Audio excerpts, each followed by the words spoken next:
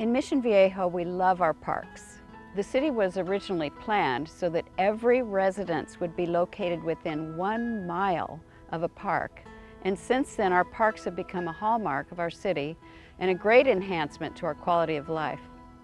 In fact, our great parks are one of the reasons why Mission Viejo was recognized by Money magazine as one of the best 50 cities in which to live in America.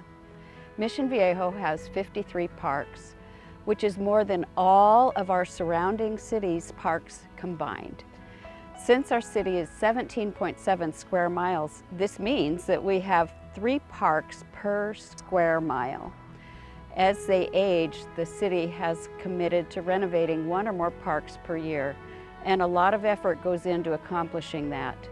In a moment, I'll be chatting with Assistant City Manager Keith Rattay and Director of Public Services Jerry Hill to talk about their process for designing and maintaining our parks and what elements make our parks so popular. It's a beautiful day, so join us here at the park.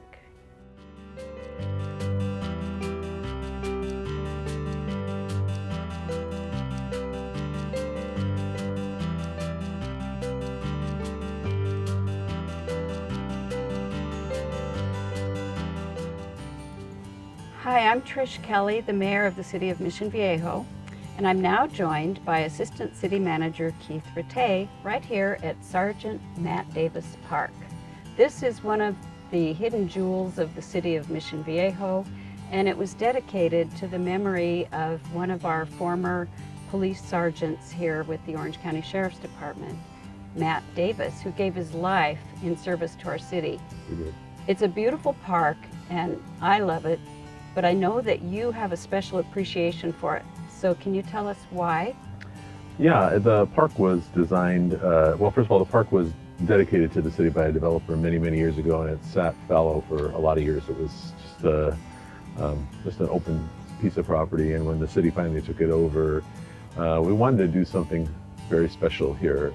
And when we laid it out, we were very sensitive to the community here. They were very concerned about seeing the playground equipment from the back of their homes. And so we worked with them. And as you can see, there are a lot of trees in this park. But honestly, it's one of the reasons I love this park so much is because of all the trees. I think it's great that you can walk on the trails, and I know that you're very concerned about sometimes the sun and the heat, and this is one of those parks where you can literally walk on in the loop of the playground or of the park, and you're literally in shade almost the entire time, which is actually a very nice experience. So, and then when Matt Davis passed away, the city decided that this would be a great opportunity to dedicate this park to he and his family and to the Sheriff's Department, because they have an annual gathering here each and every year to remember Matt. And so we took the opportunity to create a nice sort of memory space on the lookout, which is over to the eastern side of the park as it overlooks the Arroyo Valley, and it's just a beautiful view. So it's one of the reasons why it makes it a special. The other thing is that we have like a little rose garden at the very entranceway, and one of the things that I always like to do in each of our parks is kind of make it somewhat unique a little bit. And so this park is unique for the fact that it has a beautiful lookout and the fact that it has a little bit of a garden area as well as the memory area for Sergeant Matt Davis. It really is a beautiful park, and I was on the council back when it was decided to make this a park, and I remember when it was a big vacant lot, right. And we had neighbors that really wanted to see something done here. So right. It's wonderful that the city was able to take the park and develop it. You don't even really know it's here, and yes. because you don't see it from the street. That's right. So it's a hidden jewel, as we say, and I know it's very popular. I've come here many times with my little grandchildren, and lots of fun play equipment, beautiful view, as you said. Yeah. And great paths. Yeah, that's a great walking path. You can get a nice walk here. I see people walking here often. Yes, absolutely. Now, I know that your background is in landscape architecture, and you have done so many wonderful things around our city, and with not only with our parks, but citywide. Mm-hmm. In fact, I like to say, many people say, that the fingerprints of Keith Rattay are all over Mission Viejo. And honestly, that's one reason why we are such a beautiful city. Well, so thank you. I'm grateful to you and for your service here. Tell me, what is it that you like about your job here? How long have you been with us? And tell us a little bit about that. Sure. I've been here almost 27 years. I love that the city invests money in creating nice spaces for the community to gather. I'm a firm believer that those spaces are what create the community, creating opportunities for people to sit, enjoy, talk to each other, play together. And so it's one of the reasons I love working for the city is that we have, first of all, we have the resources to do some of these things, but we also have the resources to keep them well maintained. It's very frustrating to me when you drive by something and it's beautiful, and then 2-3 years later it's just falling apart, things are dead. And so we really try hard to, the day it gets installed is just the first day, but the day, 10 years from now is just as important as that first day and what it looks like. And so we really try to make sure that anybody can come to any of our parks anytime and know that they're going to have a great experience, not just a special day. So that's one of the reasons I love working here. That's very true. And our park maintenance is top notch. Absolutely. And we've spoken a lot about refurbishing, renovating our parks, and Yep. as you know, we're on track to renovate 1 or 2 parks every budget cycle. Mm-hmm. And this is really important. I think it adds value to our quality of life here in Mission Viejo, but it also adds to home values. Yes, it does. Absolutely. So thinking about some of the renovations coming up, what do you look for? What do you try to accomplish in those renovations?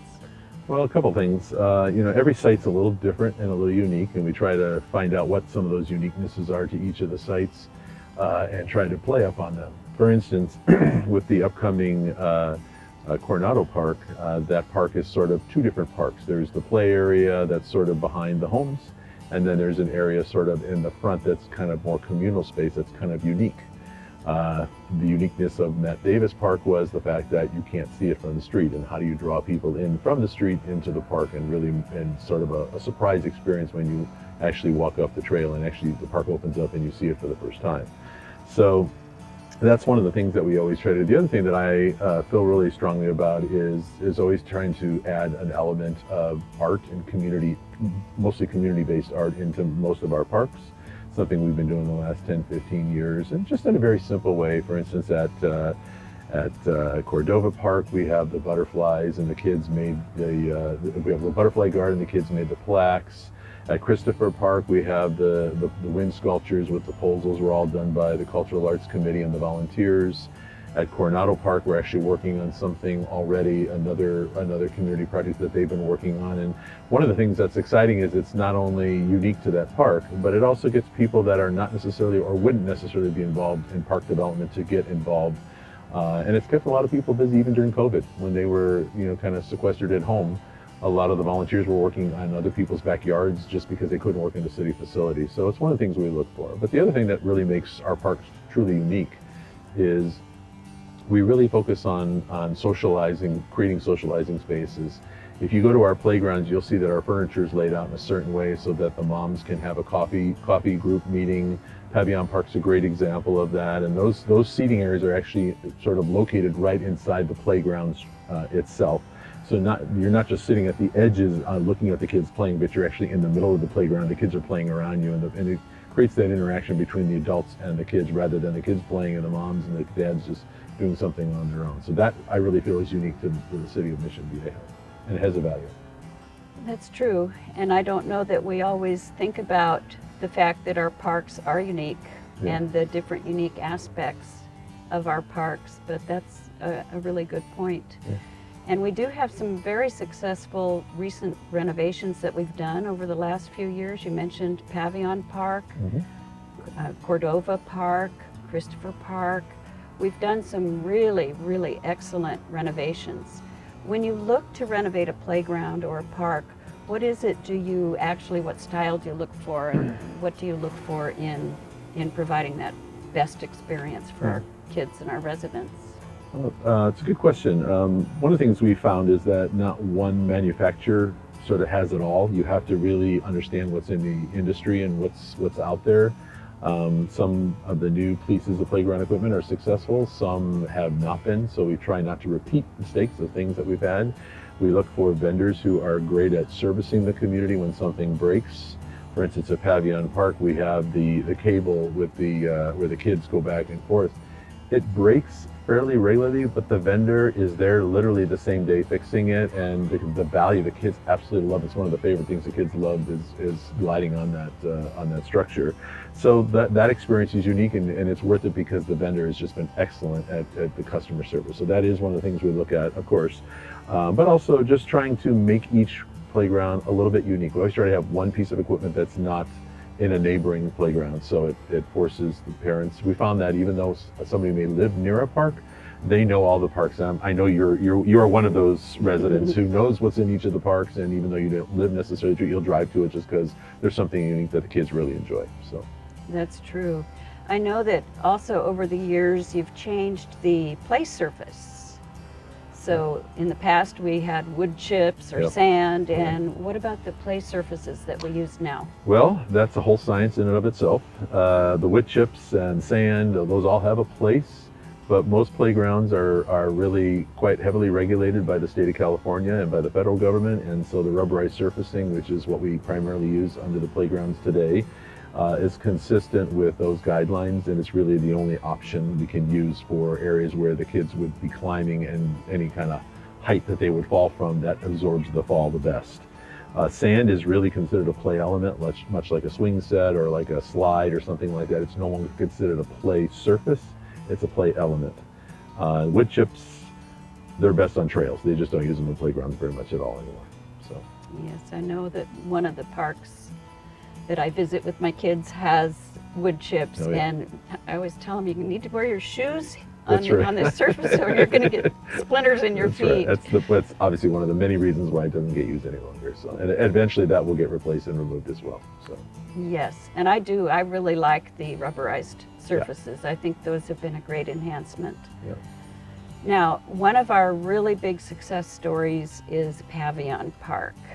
And I know there are you've talked a little bit about some of the unique features, but this was renovated a few years ago. And tell us why and what was the goal in that particular park? Yeah, as you well know, that park is quite unique in that it is what referred to as universal design, which means that you, as the caregiver of your grandchildren, you may be the one that's disabled, not the child. And so the universal design really accommodates all users, whether it be the players or the people that are the adults. And so that playground was unique in that, first of all, we did our homework. We literally went up to Santa Monica, down to San Diego, and we wanted to see what other communities were doing about universal design.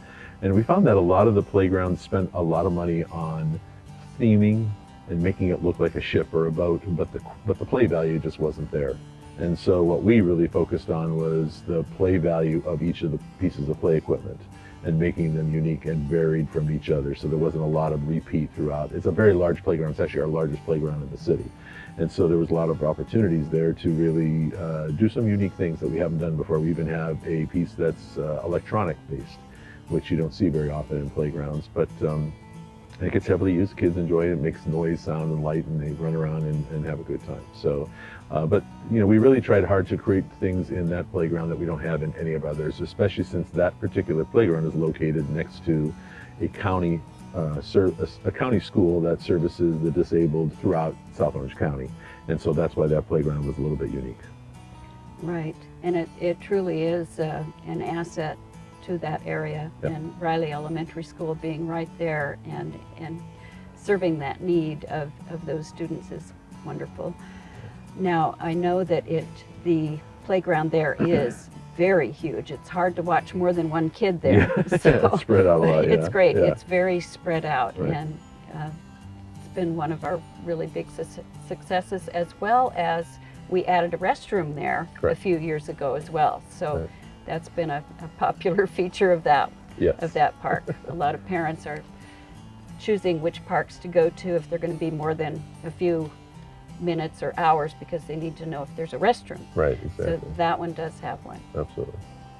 One of our really popular parks with our dog friends Oh, yes. is La Paz Park, and that's been an asset to the city as well. Our dogs and their people love that park, and it was really a goal and a demand from our citizenry for a number of years. Can you tell us a little bit about the background and what's special about that one? Well, what's so great about that particular park is it truly was a community-driven request. There were a couple of people in the community who were very, very dedicated and literally got the community involved, went out, beat the path of getting people to come to council, and all for good reasons. And so to me, that was kind of exciting to see the grassroots effort to make that really happen. I think what's unique about that park, and particularly in dog park design, is that park has 3 separate areas. It has an area for large dogs, small dogs, and then a single owner use area, which is kind of unique to our park. And it's a great area where if you have a dog that might be a little bit more aggressive, but you still want to try to socialize the dog, it's a great place for you to be able to play with your dog, particularly since yards are so small today. It's a great way to have that sense of having your own backyard in that little area. That park is unique and it's referred to as low impact design. That's how that park was designed. So it has that sort of unique parking lot where there's gravel with sort of a support system underneath the gravel. That was all done on purpose to allow the water to go right through it. We don't really have a underground drainage system. It's all meant to filter the water back into we have a bioswale there which filters all the water before it drains out into the arroyo behind. I think the other thing that was really unique about that is we really created a park. You know, we had a hard time, as you remember. We literally searched high and low all over the community, probably looked at 15 different locations, trying to find what made sense. And it wasn't until, honestly, until our city manager, Dennis, said, hey, you know what? It's a slope, but we can make it a flat pad here, and it's not adjacent to any homes, and it's central to the community. And so that's how that park came to be, actually, in that location. I remember.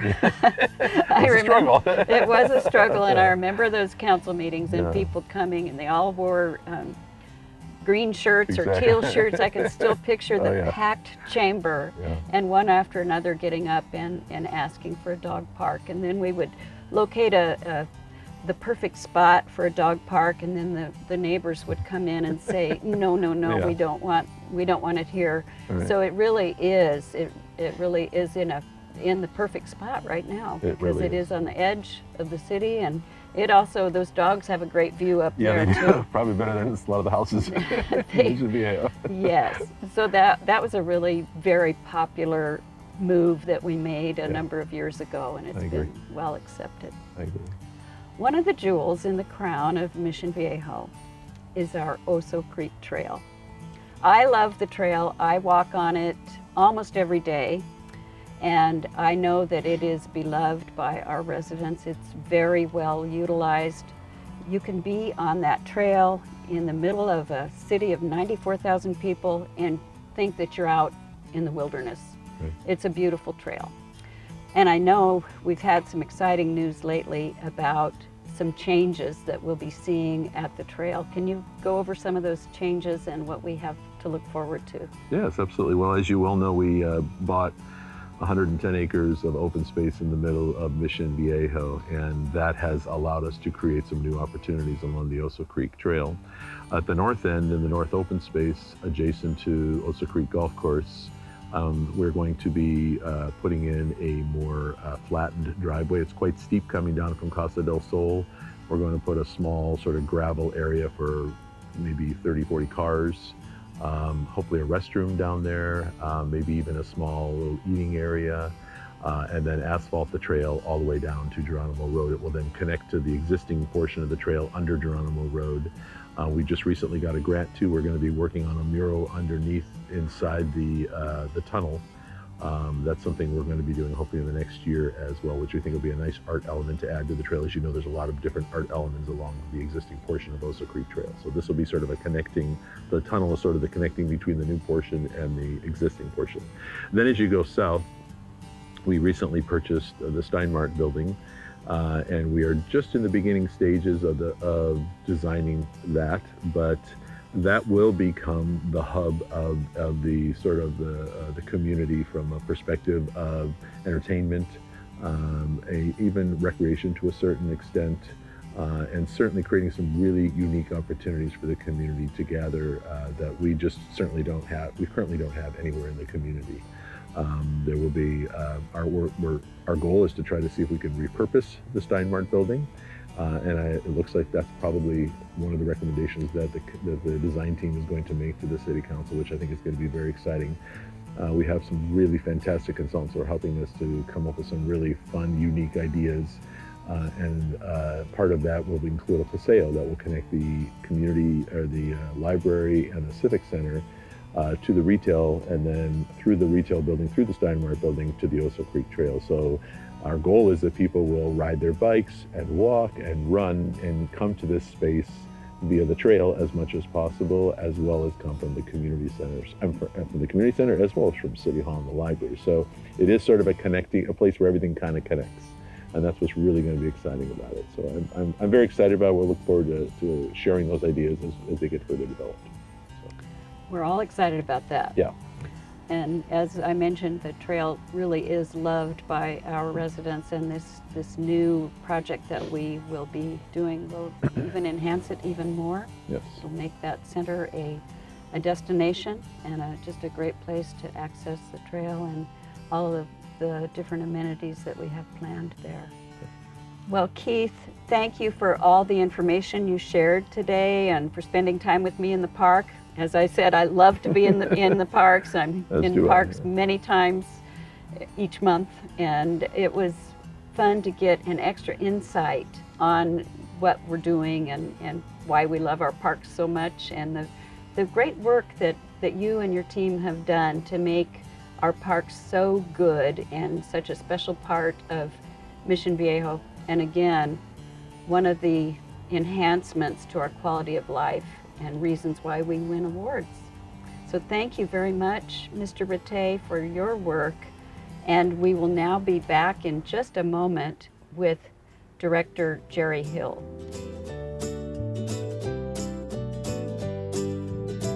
Yes, I'm happy when I sing.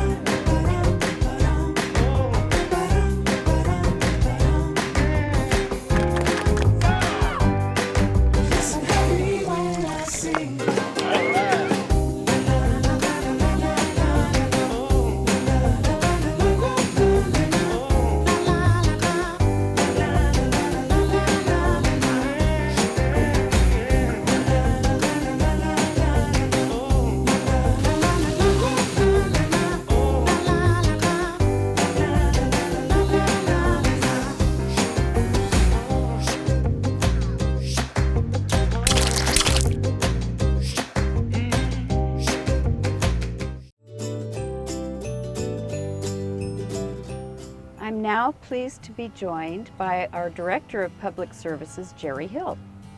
Jerry, you've been involved with the city and with our parks for many years. What do you like about working in and with our parks? Oh, what an office to work in. You know, you get to go out and work in a park. It's just wonderful. The environment, and you get to see the people enjoying your handiwork. It's very fulfilling. It has to be really enriching and fulfilling, especially when you just drop in and see kids enjoying the parks and Yep. residents just walking and taking it all in. Yep. And you get to see them mature over the years, and it's very rewarding. Last year, we had a very successful renovation of one of our parks, Christopher Park. Yes. And it was so successful. I've taken my grandchildren there many times, and they just love it. And every time I'm there, there are lots of people and kids and a lot of enjoyment. Can you tell us a little bit about that particular renovation, Yes. Christopher? Coincidentally, it started right when COVID started. Yes. So we all learned something with that, how to handle that, so to speak. And Christopher Park is really located directly in people's backyards. So it's literally like working in somebody's backyard. So it was kind of challenging, but exciting at the same time. It is, and those backyards that back up to the park, I wish I lived in one of those homes. That is a beautiful park, and I think the new equipment and everything that was put in there really hit a home run. Yeah, it's very popular. I just drove by it on the way out here, and people out there enjoying themselves. There's a little rock climbing wall for the kids. There's a spherical dome that spins around, and it's kind of the modern day merry-go-round, if you will, but much safer. And there's a little playhouse for the smaller kids and a couple swing sets, and it's a very popular little park. It is, and 2 of my grandchildren are 4-year-olds, Oh. and they love that park. So I know all about the Perfect. equipment and the rock climbing wall and the little playhouse and the cool swings. Wonderful. So it really is. Another home run I think that the city has recently hit is in Craycraft Park, where we added a restroom building, and I think we were all a little bit happy and surprised to see that restroom, we actually won an award for that. Can you tell us about that? Yeah, who knew? Who knew there was such a thing? But you know, an award for a restroom. But yeah, we were very proud to do that. The original restroom at the park was extremely underserving the park. It had been there from the late 70s, so it was time for an upgrade. We ended up quadrupling the capacity, if you will, of the bathroom, so it can facilitate the needs of like a tournament for girls softball and whatnot. So you know, and architecturally speaking, it was a home run with the award. It's a very nice looking restroom. It is, and as you mentioned, it does serve our girls softball, and so which is a really big league, and a lot of girls enjoy that park and play there. So as you were saying, the former restroom was woefully inadequate, especially for a lot of girls. So it really was a very welcome addition, and I was there for the ribbon cutting as you were, and it was a wonderful event, and yes, to win an award for our restroom was quite unique. Yeah, exactly. I'm excited about a park renovation we have going on right now, or ready to undertake, and that is for Coronado Park. Can you tell us about that and what to expect? Yes, Coronado Park. That would be kind of the south end of town, near behind the college, up at Avery Parkway, and the Coronados, if you will, there. That's going to kick off in January. That's going to include an entire playground renovation. Major renovations haven't been done to that park in many years. I believe we did one in the mid-90s, so it's past time. It's ready for a refresh. We'll be installing new security lighting around all the sidewalks, improving the ADA access to the park, bringing it up to current codes, and bringing all the playground up to modern day codes. Some of the elements of the playground include rubberized surfacing for wheelchair access and safety purposes. We're doing something a little different there. There's 2 playground areas, and in between the 2 playground areas there'll be a sculpted mound of earth, and that is covered by artificial turf, and on top of that little mound is a slide. So the slide will actually go down the mound. Ooh. And then through the middle of the mound is a tunnel for the kids to play in. So that will be we think that's going to be very popular. And for the older kids, there's 3 circles of bamboo posts, simulated bamboo, it's steel obviously, with little climber pegs on it. So the older kids can climb on these bamboo pegs around in circles and up in the air vertically too, getting the exercise, put away their cell phones and go get a little exercise for a change and have some fun. So that's a couple of the features.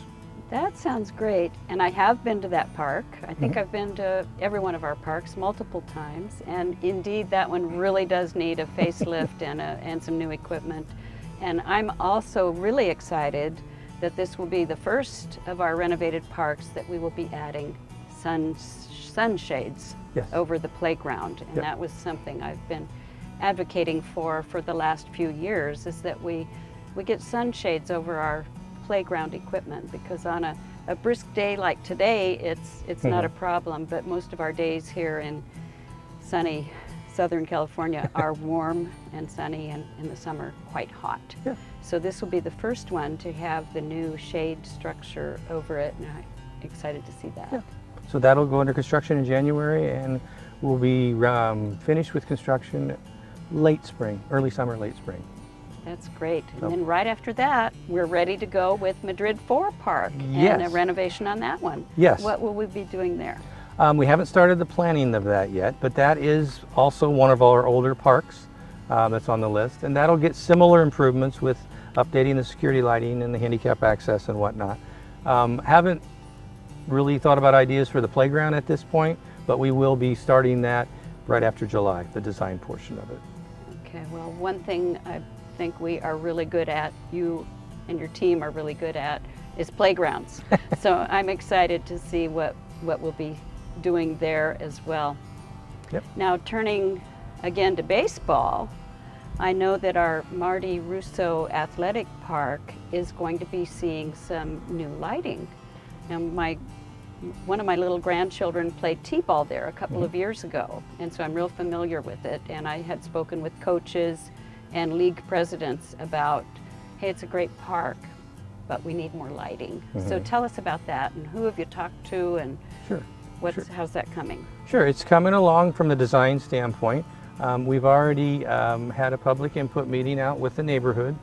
We did a mailer to the neighbors, inviting them down to getting their ideas and sharing what we were going to do.